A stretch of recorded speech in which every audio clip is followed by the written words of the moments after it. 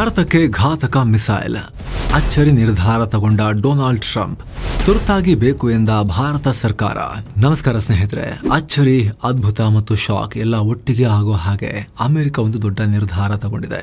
ಒಂದ್ ಕಡೆ ವ್ಯಾಪಾರ, ಟ್ಯಾರಿಫ್ ಅಂತ ಭಾರತದೊಂದಿಗಿನ ಸಂಬಂಧವನ್ನ ಕೆಡಿಸಿಕೊಂಡು ದಿನ ಬೆಳಗಾದ್ರೆ ಪಾಕಿಸ್ತಾನವನ್ನ ಹೊಗಳ್ತಾ ಇರೋ ಟ್ರಂಪ್ ಈಗ ಅದೇ ಭಾರತಕ್ಕೆ ಹೊಸ ಆಯುಧಗಳನ್ನ ಕೊಟ್ಟಿದ್ದಾರೆ.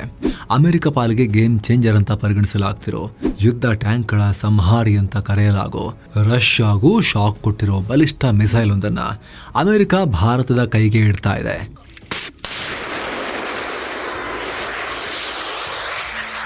ಇಂಟ್ರೆಸ್ಟಿಂಗ್ ಅಂದ್ರೆ ಈ ಸಲ ಜಂಟಿ ಉತ್ಪಾದನೆಗೂ ಅಮೆರಿಕ ಮುಂದಾಗಿದೆ. ಇಷ್ಟು ದಿನ ಮಾರ್ತೀವಿ ತಗೊಳ್ಳಿ, ಯಾರಿಗೆ ಹೊಡಿಬೇಕು ನಾವೇ ಅದನ್ನ ಹೇಳ್ತೀವಿ ಅಂತ ಅಮೆರಿಕ ಹೇಳ್ತಾ ಇತ್ತು. ಜಂಟಿ ತಯಾರಿಕೆ ಏನಿದ್ರೂ ಕೂಡ ಇಸ್ರೇಲ್ ಮತ್ತು ಯುರೋಪಿಯನ್ ರಾಷ್ಟ್ರಗಳೊಂದಿಗೆ ಮಾತ್ರ ಅನ್ನೋ ಆಟಿಟ್ಯೂಡ್ ತೋರಿಸ್ತಾ ಇತ್ತು. ನೀವೆಲ್ಲ ನಮ್ಗೆ ಅಷ್ಟು ಕ್ಲೋಸ್ ಅಲ್ಲ ಅನ್ನೋ ಥರದಲ್ಲಿ. ಆದ್ರೀಗ ಎಲ್ಲ ಇಂತಹ ಆಲೋಚನೆಗಳನ್ನ ಬಿಟ್ಟು ಕೊನೆಗೂ ಭಾರತದೊಂದಿಗೆ ಆಯುಧ ಉತ್ಪಾದನೆಗೆ ಜಂಟಿಯಾಗಿ ಮಾಡೋಕೆ ಅಮೆರಿಕ ಮುಂದಾಗಿದೆ. ಭಾರತ ಅಮೆರಿಕ ಡಿಫೆನ್ಸ್ ಅಗ್ರಿಮೆಂಟ್ ಆದ ಬೆನ್ನಲ್ಲೇ ಈ ಬೆಳವಣಿಗೆಯಾಗಿದ್ದು, ಸಾಕಷ್ಟು ಕ್ರಿಟಿಕಲ್ ಆಯುಧಗಳು ಈಗ ಭಾರತದ ಕೈ ಸೇರ್ತಾ ಇವೆ. ಮಿಸೈಲ್, ಆರ್ಟಿಲರಿ ಹೀಗೆ ಎಲ್ಲ ಬರ್ತಾ ಇದಾವೆ. ಆಪರೇಷನ್ ಸಿಂಧು 2.0ಗೆ ರೆಡಿ ಆಗ್ತಿರೋ ಈ ಟೈಮ್ನಲ್ಲೇ ಇದಕ್ಕೆಲ್ಲ ಭಾರತ ತುರ್ತು ಆರ್ಡರ್ಗಳನ್ನ, ಎಮರ್ಜೆನ್ಸಿ ಪ್ರೊಕ್ಯೂರ್ಮೆಂಟ್ ಆರ್ಡರ್ಗಳನ್ನ ಪ್ಲೇಸ್ ಮಾಡಿದೆ. ಹಾಗಾದ್ರೆ ಭಾರತ ಇವಾಗ ಯಾಕೆ ಈ ಶಸ್ತ್ರಾಸ್ತ್ರ ತರಿಸ್ತಾ ಇದೆ? ಇದರ ತಾಕತ್ತೇನು, ಮಹತ್ವ ಏನು? ಅಮೆರಿಕ ಈಗ ಯಾಕೆ ಕೊಡ್ತಾ ಇದೆ? ಇವುಗಳ ಶಕ್ತಿ ಏನು? ಯುದ್ಧ ಭೂಮಿಯಲ್ಲಿ ಗೇಮ್ ಚೇಂಜರ್ ಅಂತ ಪರಿಗಣಿಸೋದು ಯಾಕೆ? ಎಲ್ಲವನ್ನ ಡೀಟೇಲ್ ಆಗಿ ನೋಡ್ತಾ ಹೋಗೋಣ. ಕಡೆ ತನಕ ಮಿಸ್ ಮಾಡಿದೆ ನೋಡಿ ಸ್ನೇಹಿತರೆ. ಹಾಗೆ ನೀವು ಕೂಡ ಮೆಂಬರ್ ಓನ್ಲಿ ವಿಡಿಯೋಸ್ ಎಲ್ಲವನ್ನ ನೋಡೋಕೆ ವಿಡಿಯೋ ಕೆಳಗಿರೋ ಜಾಯಿನ್ ಬಟನ್ ಮೂಲಕ ಮಸ್ತ್ ಮಗ ಪ್ರೀಮಿಯಂ ಮೆಂಬರ್ಶಿಪ್ಗೆ ಜಾಯಿನ್ ಆಗ್ಬೋದು. ಹಾಗೆ ಸ್ನೇಹಿತರೆ, 7 ಸೈನ್ಸ್ ಟೂರಿಸಂನವರ ನೆಕ್ಸ್ಟ್ ಟ್ರಿಪ್ ಅಂಡಮಾನ್ ನಿಕೋಬಾರ್ ದ್ವೀಪಗಳಿಗೆ.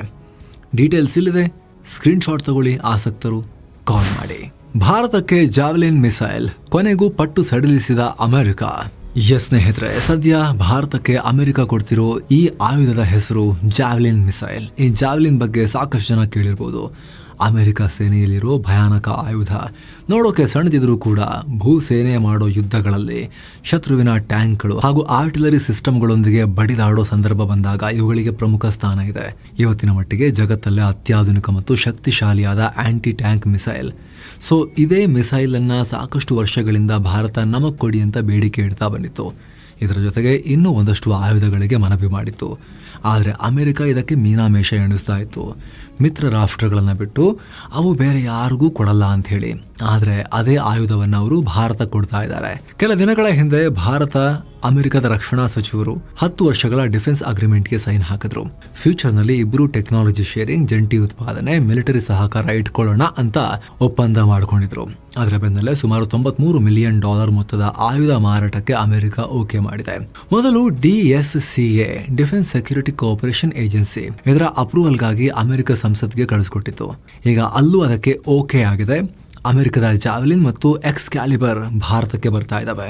ಅಷ್ಟೇ ಅಲ್ಲ, ಇದನ್ನ ಎಮರ್ಜೆನ್ಸಿ ಪ್ರೊಕ್ಯೂರ್ಮೆಂಟ್ ಪವರ್ ಅಡಿಯಲ್ಲಿ ಖರೀದಿ ಮಾಡಿದ್ದಾರೆ. ಸೊ ಇದಕ್ಕೆ ಲಾಂಗ್ ಪ್ರೊಸೀಜರ್ ಕಾಂಟ್ರಾಕ್ಟ್ ಅಲ್ಲೆಲ್ಲ ನೇರವಾಗಿದ್ದು ಭಾರತಕ್ಕೆ ಸಿಗುತ್ತೆ. ಈಗ ಆರ್ಡರ್ ಮಾಡಿರೋ ಈ ಮಿಸೈಲ್ಗಳು ಅಮೆರಿಕದಲ್ಲಿ ಉತ್ಪಾದನೆ ಆಗಿರೋದು ಬರ್ತವೆ. ಮುಂದೆ ಭಾರತದಲ್ಲಿ ಜಂಟಿ ಉತ್ಪಾದನೆ ಕೂಡ ಆಗುತ್ತೆ, ಇಲ್ಲೇ ಮ್ಯಾನುಫ್ಯಾಕ್ಚರ್ ಆಗುತ್ತೆ. 2024ರಲ್ಲಿ ಇದನ್ನ ಜಂಟಿ ಉತ್ಪಾದನೆ ಮಾಡೋದ್ರ ಬಗ್ಗೆ ಇಬ್ರು ಚರ್ಚೆ ಮಾಡಿದ್ರು. 2025 ಫೆಬ್ರವರಿಯಲ್ಲಿ ಭಾರತ್ ಡೈನಾಮಿಕ್ಸ್ ಲಿಮಿಟೆಡ್ BDL ಮತ್ತು ರೈಥಿಯಾನ್ ಮತ್ತು ಲಾಕ್ಹೀಡ್ ಮಾರ್ಟಿನ್ ನಡುವೆ ಒಪ್ಪಂದ ಆಗಿತ್ತು. ಈಗ ಅದರ ಕಾಂಟ್ರಾಕ್ಟ್ ಹಂತಕ್ಕೆ ಬಂದಿದ್ದು, ಶೀಘ್ರದಲ್ಲಿ ಅದು ಭಾರತದಲ್ಲಿ ಉತ್ಪಾದನೆಯಾಗೋ ಸಾಧ್ಯತೆ ಇದೆ. ಹಾಗೇನಾದ್ರೂ ಆದರೆ ಇದೇ ಮೊದಲ ಬಾರಿಗೆ ಅಮೆರಿಕನ್ ಆಯುಧಗಳು, ಪ್ರಮುಖ ಆಯುಧವೊಂದು ಭಾರತದಲ್ಲಿ ಮ್ಯಾನುಫ್ಯಾಕ್ಚರ್ ಆದಂಗಾಗತ್ತೆ.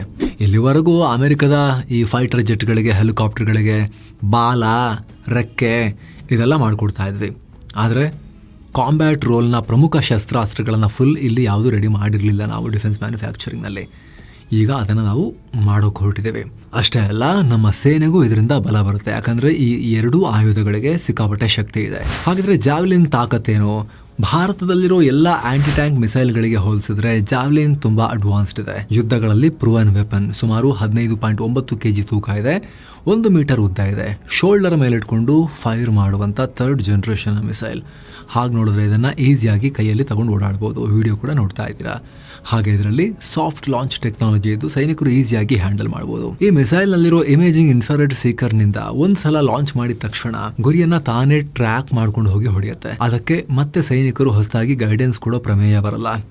ಇದರಿಂದ ಸೈನಿಕರು ಬೇಗ ಕವರಪ್ ಮಾಡೋಕೆ ಟೈಮ್ ಸಿಗುತ್ತೆ. ಶತ್ರುಗಳ ದಾಳಿಗೆ ಒಳಗಾಗದಂತೆ ಅಡಗಿ ಕೂತ್ಕೊಬೋದು ಫೈರ್ ಮಾಡಿ ಅವರು ಬೇಗ ಓಡೋಗಿ. ಅಷ್ಟೇ ಅಲ್ಲ, ಇದರಲ್ಲಿ 2 ರೀತಿ ದಾಳಿ ನಡೆಸ್ಬೋದು. ಒಂದು ಬಂಕರ್ಗಳನ್ನು, ಶತ್ರುಗಳ ಕಟ್ಟಡಗಳನ್ನು ಹೊಡೆಯೋಕ್ಕೆ. ಎರಡನೇದು ಟಾಪ್ ಅಟ್ಯಾಕ್, ಅಂದರೆ ಎದುರಿಗೆ ಬರೋ ಟ್ಯಾಂಕ್ಗಳು, ಯುದ್ಧ ವಾಹನಗಳನ್ನು ಹೊಡಿಬಹುದು. ಅದರಲ್ಲಿ ಇದು ಟ್ಯಾಂಕ್ಗಳ ಮೇಲ್ಭಾಗದಲ್ಲಿ ಬಂದು ತಲೆ ಮೇಲೆ ಹೊಡೆಯುತ್ತೆ. ತುಂಬ ಮುಖ್ಯ ಇದೆ, ಯಾಕಂದರೆ ಹೊಸ ಯುದ್ಧ ಟ್ಯಾಂಕ್ಗಳಲ್ಲಿ ಸ್ಫೋಟಕಗಳನ್ನು ತಡೆಯುವಂತಹ ಆರ್ಮರ್ಡ್ ಕನ್ಸ್ಟ್ರಕ್ಷನ್ ಇರುತ್ತೆ. ಅದನ್ನು ಎಕ್ಸ್ಪ್ಲೋಸಿವ್ ರಿಯಾಕ್ಟಿವ್ ಆರ್ಮರ್ ಅಂತ ಕರೀತಾರೆ. ಅವು ಟ್ಯಾಂಕರ್ಗೆ ಆಗೋ ಸ್ಫೋಟಕಗಳ ಇಂಪ್ಯಾಕ್ಟನ್ನು ತಡಿತವೆ.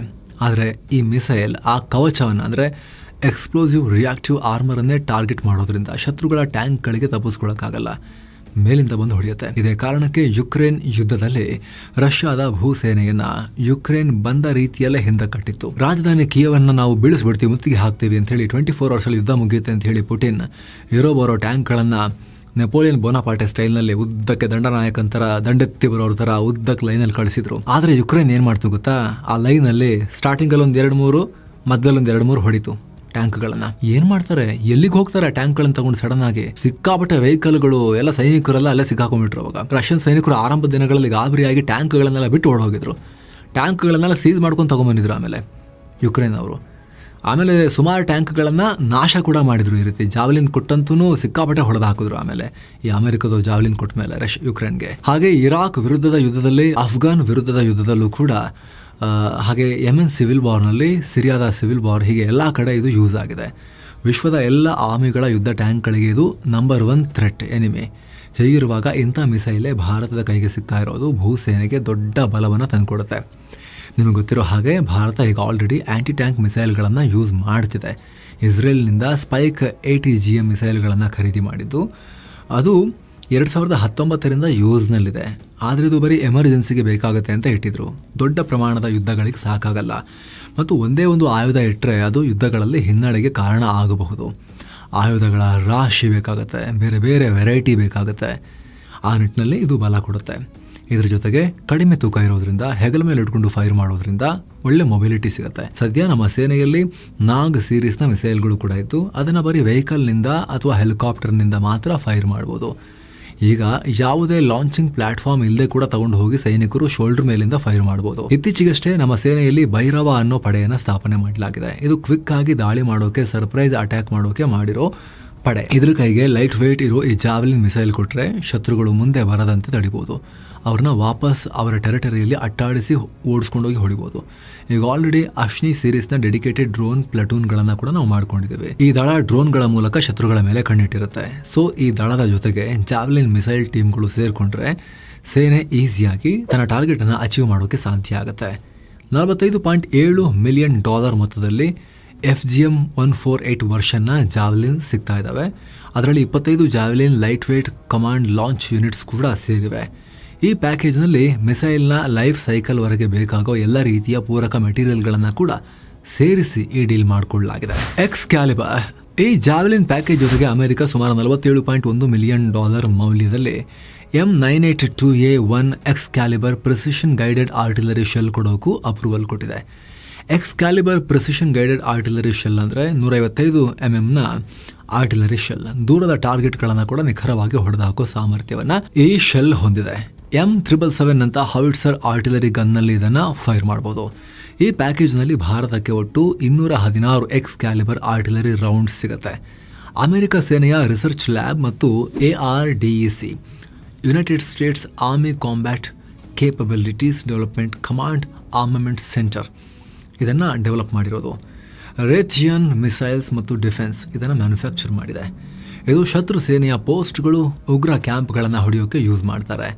ಇದರಲ್ಲಿ GPS ಮತ್ತು ಇಂಟರ್ನಲ್ ಸೆನ್ಸಾರ್ಗಳಿದ್ದು ಅದನ್ನು ಯೂಸ್ ಮಾಡಿಕೊಂಡು ಇದು ಟಾರ್ಗೆಟನ್ನು ಪತ್ತೆ ಹಚ್ಚಿ ಹೊಡೆಯುತ್ತೆ. ಇದರ circular error probable CEP 2 metre ಇದೆ. ಅಂದರೆ ಟಾರ್ಗೆಟ್ನ ಜಸ್ಟ್ 2 ಮೀಟರ್ ಆಸುಪಾಸಲ್ಲಿ ಹಿಟ್ ಮಾಡುತ್ತೆ. ಅಲ್ಲದೆ GPS ಸಿಗ್ನಲನ್ನು ಜಾಮ್ ಮಾಡಿದ್ರೂ ಕೂಡ ವರ್ಕ್ ಆಗುತ್ತೆ.